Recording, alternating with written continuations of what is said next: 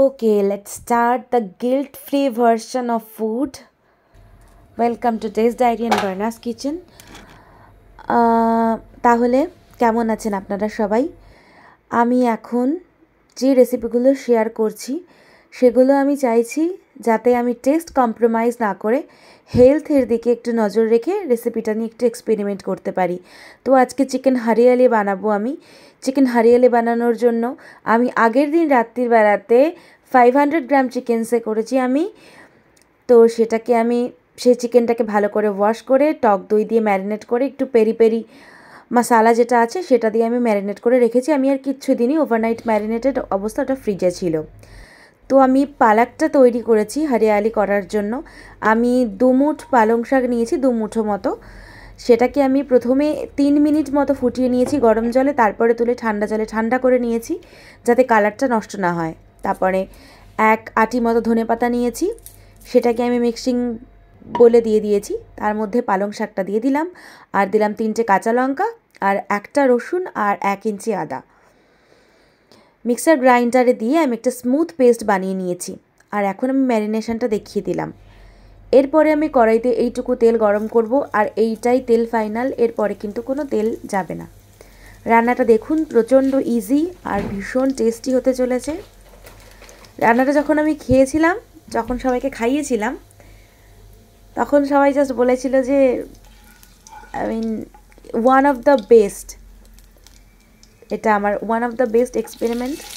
আর সবচেয়ে বড় কথা, এটা গিল্ট ফ্রি। তো আমি 3 টেবিল চামচ সর্ষের তেল গরম করেছি, সর্ষের তেলই দেবেন। তার মধ্যেই আমি দিয়েছি ছোটো চামচ 1 চামচ জিরে ফোড়নে, আর কিচ্ছু দেবো না। এরপরে আমি কুচিয়ে রাখা 2টো বড় সাইজের পেঁয়াজ আমি ভালো করে কুচিয়ে নিয়েছি, সেটা দিয়ে আমি এখানে 1 টিস্পুন চিনি দিয়েছি, এটা আমি দেখাতে ভুলে গেছি। তো দিয়ে আমি পেঁয়াজটা গোল্ডেন ব্রাউন হওয়া পর্যন্ত ভেজে নেব। এরপরে আমি চিকেনগুলো একে একে অ্যাড করে দিতে থাকবো। চিকেনটা যেহেতু ম্যারিনেটেড আছে আর পেরি পেরি মশালায় যেহেতু লবণ আছে, সেই জন্য কিন্তু আমি এখনও পর্যন্ত এই রান্নাটায় কোনো রকম লবণ ব্যবহার করিনি। আর মাংসটা যেহেতু ওভারনাইট ম্যারিনেটেড ছিল, সেই জন্য এটা ভীষণ টেন্ডার ছিল আর জুসি ছিল। কোনো কিছু ওভার কুক করলে বিশেষ করে চিকেন জুসিনেসটা নষ্ট হয়ে যায়, সেই জন্য একটু ম্যারিনেট করে রাখা ভালো। তো এই ফার্স্ট আমি লবণ ইউজ করছি। আমি এখানে জাস্ট 2 টিস্পুন আমি লবণ ইউজ করেছি।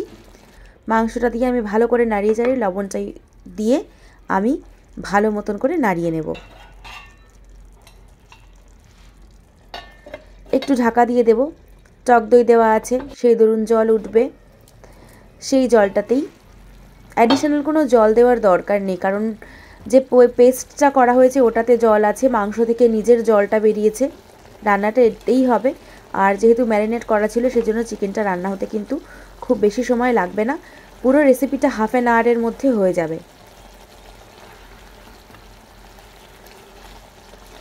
তো দেখতে পাচ্ছেন আমি ভালো করে নাড়িয়ে চাড়িয়ে নিচ্ছি।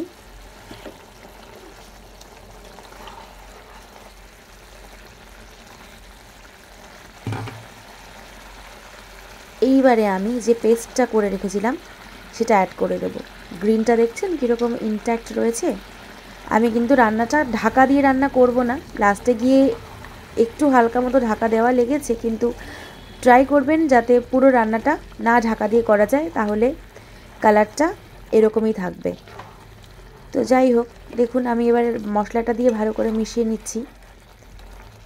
মিশিয়ে নেব, গ্যাস কমিয়ে দিয়ে গ্যাস বাড়িয়ে দিয়ে বেশ কিছুক্ষণ রান্না করতে হবে। যেহেতু আমি কোনো লিড ইউজ করছি না, কোনো ঢাকনা দিচ্ছি না, সেই জন্য গ্যাস কমিয়ে দিয়ে দিয়ে সিম আঁচে করে করে রান্নাটা করতে হবে।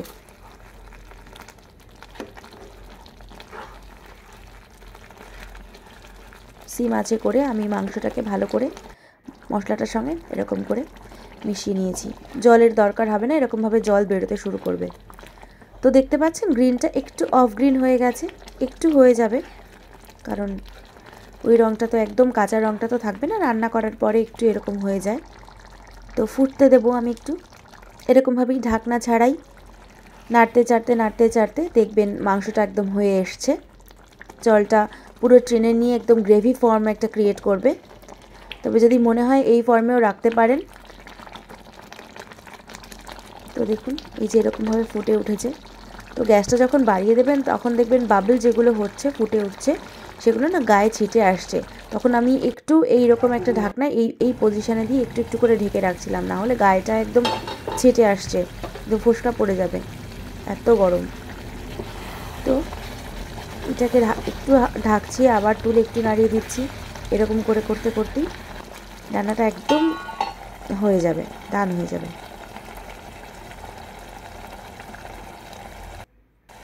কারণ যে মশলাটা আমি করেছিলাম তার মধ্যে পেঁয়াজ আর আদা রসুন ছিল, তো সেটাকে রান্না কষানোর জন্য সময় দিতে হবে।